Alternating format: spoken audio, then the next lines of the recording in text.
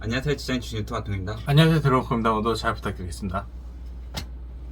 하통님, 오늘은 11월 6일. 네. 오늘 미친 공매도 때문에 주식이 다 떴어요. 와, 코스닥 역대 최대라고 하더라고요. 네. 잘 됐죠. 뭐 5%? 10%? 막 이렇게 뜨던데. 살다 보니까 뭐 이런 날도 있고 거의 10년 아니지 뭐 역대 최대니까 뭐 이런 날도 있네요. 진짜. 그쵸. 근데 이게 좋다고는 못하겠고, 또 나중에 또 정책으로 인해서 또 다시 한다 이 얘기 나올 게 뻔하니까. 그렇긴 하죠. 어쨌든 그래가지고 오늘 다 주식은 반등했는데, 오늘 갖고 온 주식은 저랑 연관이 있는 건가요? 전혀 없죠. 없나요? 저 최근에 그거 가졌어요. 그러니까 전청조 그 드립 있잖아요. 네. IM 뭐뭐입니다. 그래서 저는 IMF를 가졌습니다. IMF입니다. IMF? 네, 나는 F다. IMF. 나는 쓰레기. 부도? 부도? 국가부도? 국가부도. 이 타이밍에 나도 한번 그 여기 드립에 평성해보자. 나도 국가부도 하자. 알겠습니다. 오늘 할 주식은 네, IMF. 무슨 IMF? 네, IMF입니다. IMF예요. 진짜. 네. 인터내셔널 모니터리 펀드 네, 국제통화기금이에요. 네, 사실. 네, 아니, 네. 근데 사실은 재미가 원래 없어요. 네. 근데 전청도도 있고 하니까 그냥 한 거예요. 네, 알았습니다. 해보세요. 일단 국제통화기금이고요.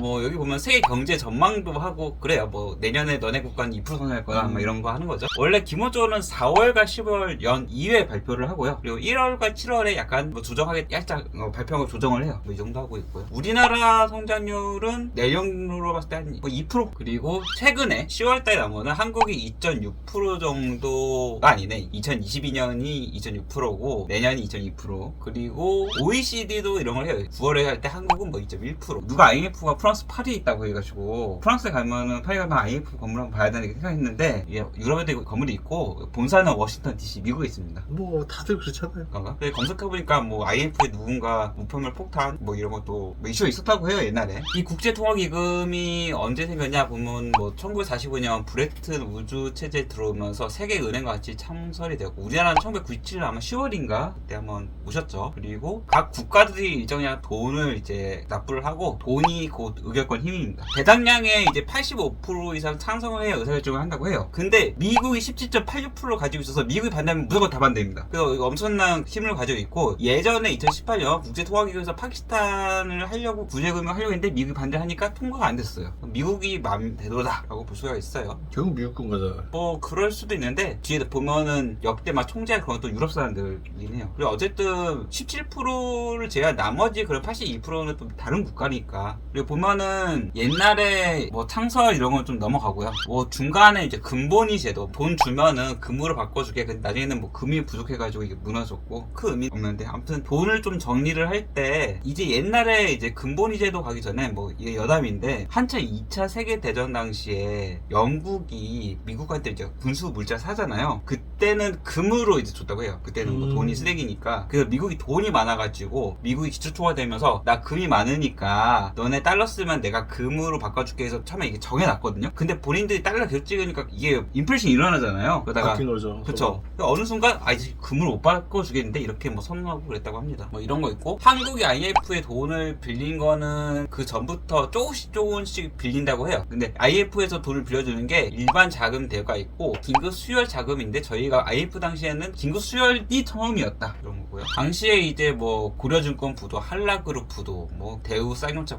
인수 부도 거의 몰살당했죠. 그쵸. 그때 참 무서운 날이었습니다. 보면은 12월 5일, 6일, 그러니까 하루가 멀다 하고 기업들이 쓰러지니까 97년도에 이런 일이 있었고요. 근데 왜 방송국은 안 쓰러졌을까요? 방송국이요? 네. 국가로서 그런가? 쓰러졌나? SBS, MBC는 아니잖아요. 아니긴 하죠. 그건 신기하네요. 어쨌든 이 IMF가 들어와가지고 정부의 정책을 이제 조절하고 뭐 인력 감축해라 이러다 보니까 그 남미 쪽이나 이런 데서는 IMF를 이제 민간인들이 싫어하는 경향들이 있다고 해요. 그래가지고 실제로 이제 IMF 들어서는 걸 반대를 위해서 정권을 뒤엎고 반정부식이 일어나고 그래서 사실 이게 좀 정치적인 이슈가 있긴 있습니다. 역대 총재는 보면은 뭐 벨기에, 스웨덴, 프랑스, 불가리아 이렇게 하고 있고요. IMF는 4월과 10월 경제 보고서 내고 있고 1월과 7월 아까 말씀대로 전망치 수정하고 있고요. 우리나라는 1997년 11월 21일 IMF 구제금 신청했고 막 돈을 빌려서 한 195억 달러 아마 200억 $40 좀 넘게 빌렸을 거예요. 차입하고 이거 잠깐 쑥 기억해둘 필요 있어요. 이 정도 빌렸다. 그런데 2001년도에 차입금 전액을 상환했습니다. 빠르게 조기적으로 뺐고요. 다음에는 빌릴 때 얼마 빌려야 되나요? 다음에요? 난 공단이 하나 더 붙이면 되나요? 그럴 수도 있어. 제가 2,000조.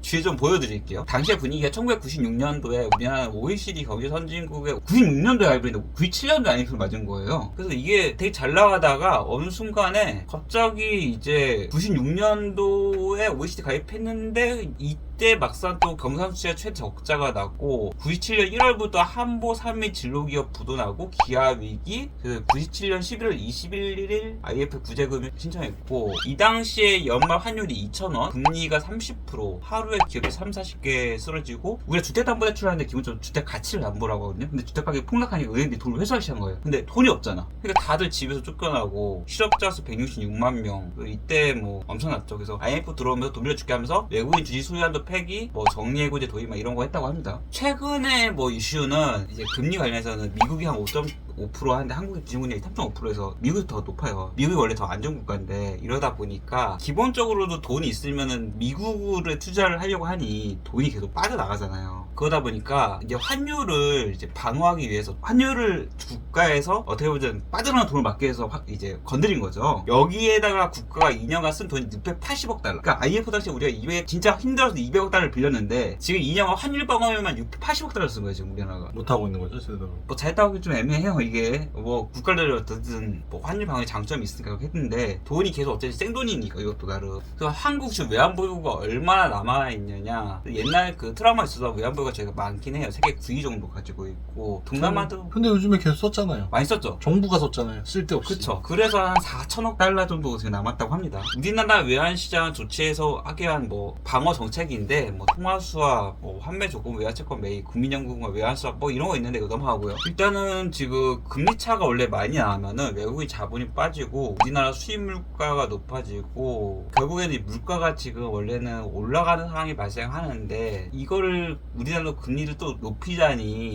지금 부동산이 문제고 그래서 지금 과연 상방이냐 하방이냐 잘 모르겠어요. 금리 언제 떨어질지 지금 더 다음에 올리려나 아니면 내리려나. 근데 미국은 그건 있어. 미국이 좀 다음번에 좀 이제 점점 내리지 않을까? 올리고 그러면 이제 한국도 따라 내리겠죠. 그럴 수 있으니까. 그래서 기본적으로는 내린다는 의견이 좀 더 많은 것 같긴 합니다. IMF는 어쨌든 국제통화기금이긴 한데 이게 결국에는 돈을 빌리니까 그냥 외환보유고도 관련이고 금리도 미국과 금리도 관련이 있고 주식하는데 사실은 큰 영향은 없어요. 우리 어차피 하루 투자하잖아 사실. 근데 솔직히 이게 뭐 그냥 간단하게 얘기하면 사채꾼이잖아요. IMF? 네. 그렇죠. 뭐 돈 빌려주고 돈 갚아라. 그리고 그것도 도 받고. 빌렸으니까 뭐 직장인 내 말 들어라 막 이런 거. 팔고 다 나가라 회사에. 다 나가라. 그치. 팔 거 팔고 외국인들한테 지분 넘겨라. 회사도 넘기고. 회사 넘기고. 그치. 그래서 이제 그딴 자면 남미 애들이 그 시행하는 게 있다. 그러니까 사채꾼. 어. 너무 어렵게 설명을 했네 우리가.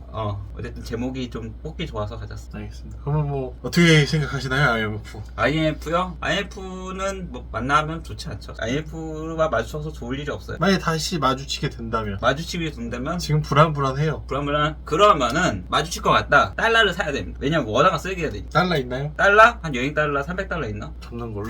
아니 해외 주식을 할 수도 있어. 해외 주식을 하면 그래도 달러 그 자체가 보유잖아요. 그러네. 알겠습니다. 해외 주식을 하자. 해외 주식. 마치가요? 네. 시청해주셔서 감사합니다. 통이었습니다. 들어가겠습니다. 감사합니다.